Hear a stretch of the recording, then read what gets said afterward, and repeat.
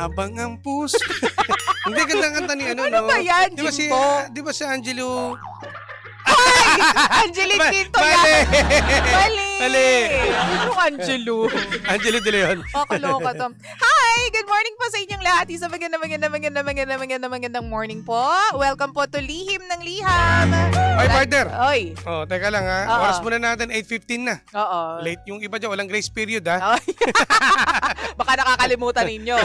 Madamay kayo sa akin. Oo. Nakakaloka. Pero, partner, yung kwento natin yan sa Lihim ng Liham is parang well, hindi parang. Ba't nakakalungkot talaga? Kasi alam mo na meron siyang kondisyon, meron daw siyang sakit. Pero alam niya rin na behind her back, yung kanyang asawa ay hindi loyal, hindi faithful sa kanya.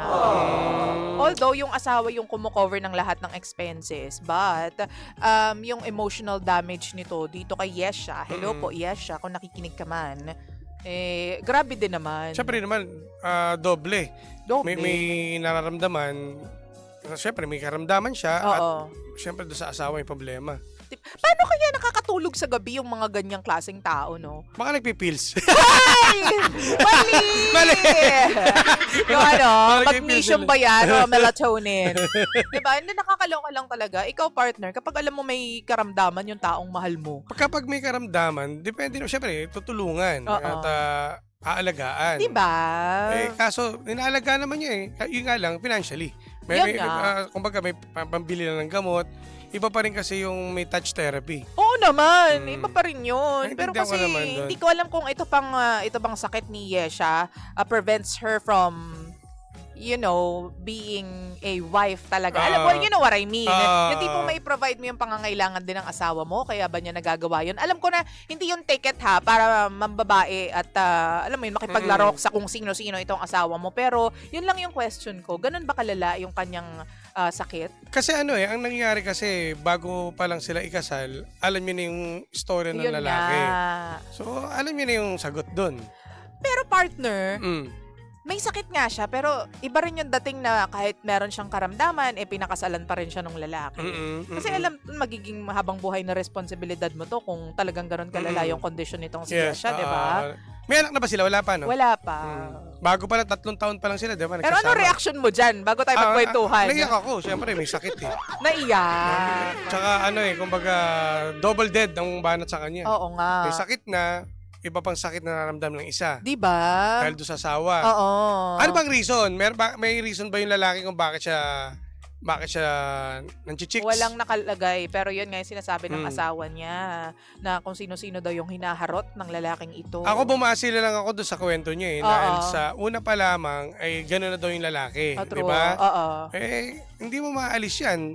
Ginusto mo eh. Oo nga. Dapat pinag-isipan mo muna ng malala. Kasi feeling ko, ate, partner, maniniwala ka dito, kahit ano pang gamot ang i-take mo, kung yung stress levels mo at yung mental health mo ay hindi tama, 'di ba?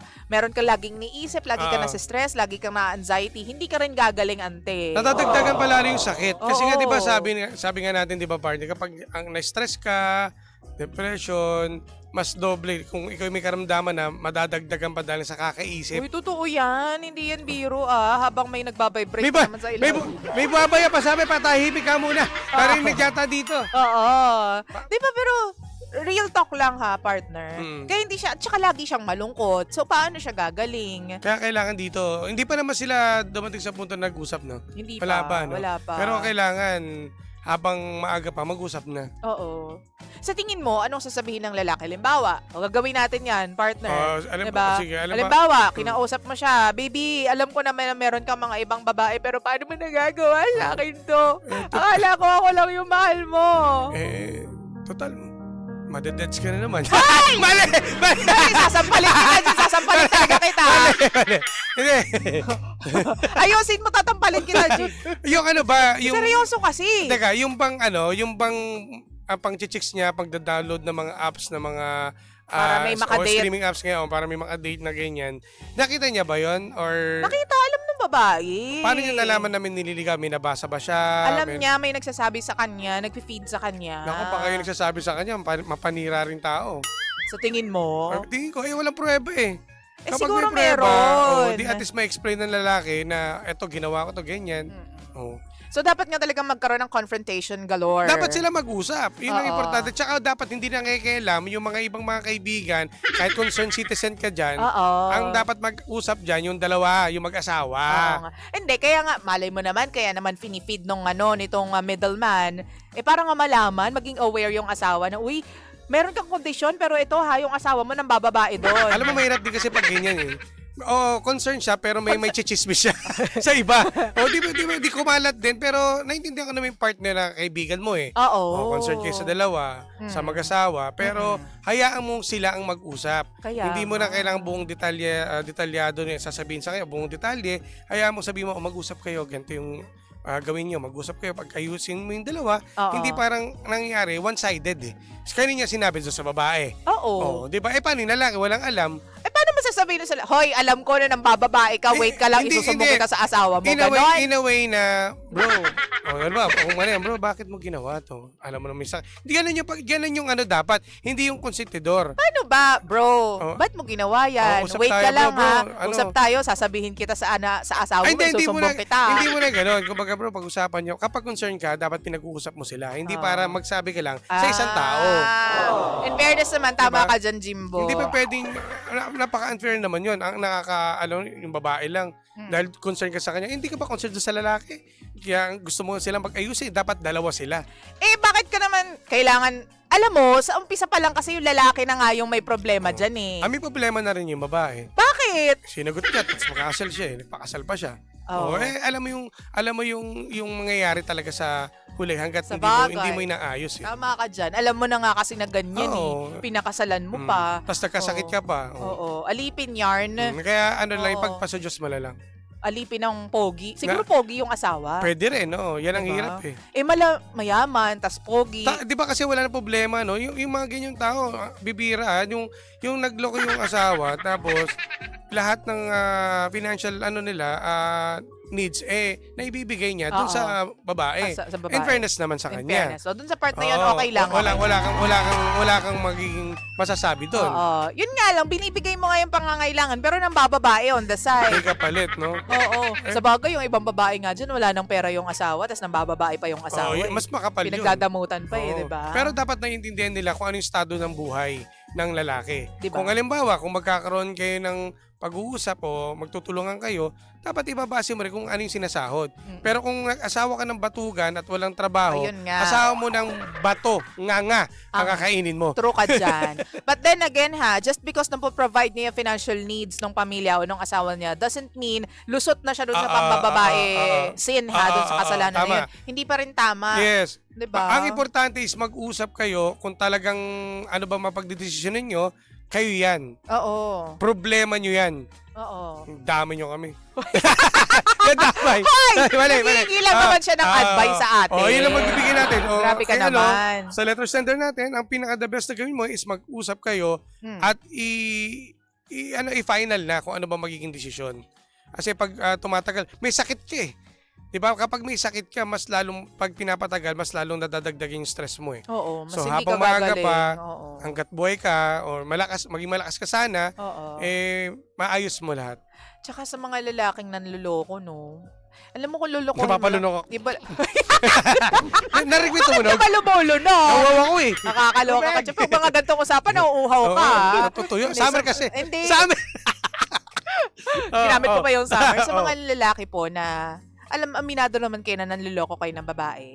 Ibalik nyo na lang yung babae sa pamilya niya. Diba? Wala nang sabi-sabi, wala nang kung ano-ano. Ibalik nyo na lang. Hindi yung nahihirapan pa kayo, nahihirapan pa yung babae. Lalo na ganyan, no? Meron siyang kapansanan. Diba? Meron siyang sakit na iniinda, tas niloloko mo pag nakatalikod siya. O kahit nga, may nakikita na nga raw ikaw na nakikipag-usap sa cellphone, no? Halatang halata, pangitang-pangita, bigay na bigay. Ano pa, hindi kasi buong detalyado, yung detalye na binigay sa atin. Ano kayang pinag-usapan? May I love you ba siya narinig? Siguro. May ano? Ganyan. Ano, Baka mamaya nanay niya kausap ligo ka niya. na? Ligo na you? Shower na me. Hindi, seryoso. Oo. Sa letter sender natin. Kung, kayong makakapag-decide niya kung talagang kailangan po ba bang ituloy o hindi. Basta importante na pag-desisyon yung dalawa, nag-usap kayo. Ako kung gusto kong, halimbawa ako yung may sakit, Mm-mm. tapos gusto ko pa mabuhay ng matagal, hiwalayan ko Oo, na. ano na yun eh. Nasa-stress ako sa iyo eh. Kasi habang tumatagal, isa nga 'di ba na dumadagdag talaga ang Oo. ang stress sa sakit natin. Lalo na hindi biro yata yung kondisyon niya eh. Oo. At napakaselan. So, Nakakalungkot lang. 'Di ba? Nakakalungkot. Nakakalungkot yung mga ganyang kwento. At sana ma-survive mo yan, yung phase na yan ng buhay mo. At kung mag-decide ka na hiwalayan na yung asawa mo, sana you'll have the courage to do that ASAP, ASAP. Sabi nga nila. Kasi, alam mo yun, yung buhay mo nakasalalay dyan, yung paggaling mo nakasalalay dyan, yung mental health mo nakasalalay dyan. So, kung gusto mong maging maayos, yung buong katawan mo, pati pag-iisip mo, maging maayos ka in general, hiwalayan mo muna. Di ba, harapin mo yung unang problema, which is yung pambababae ng asawa mo. At syempre, wag mo rin alis sa isipan mo yung magpagaling Oo. at magpakalakas. Kasi kung totoong mahal ka ng asawa mo, iiwan niya lahat. Mm-mm. 'Di ba? Para lang masatisfy yung mga gusto mong mangyari. Kung talagang mahal ka niya at importante ka sa kanya. Tama. Ay, nako. So, good kalungkot luck. na naman ako. Kami po ay tawag nito ay nananalangin na maging ayun, ako concerned ako sa health niya. Totoo naman. Na magpalakas ka. Palakas ka. At may iayos mo pa yan. Laban lang. Laban lang. Oh. Laban ka lang dyan, girl. Oo. Yung mga comments po ninyo, basahin po natin maya-maya ng konti kasi po we are gonna be live. Well, live naman tayo ha, sa Facebook and sa TikTok. Pero babay po muna sa mga nandyan sa radyo. Pangga, syempre ni Mayan, tayo pa rin po ang number 1, 06.7 Energy FM. Panggawag sabing radyo. Sabihin mo. Energy! Susunod na po si Sheena! DJ Lindsay at DJ Jimbo. Energy sa umaga.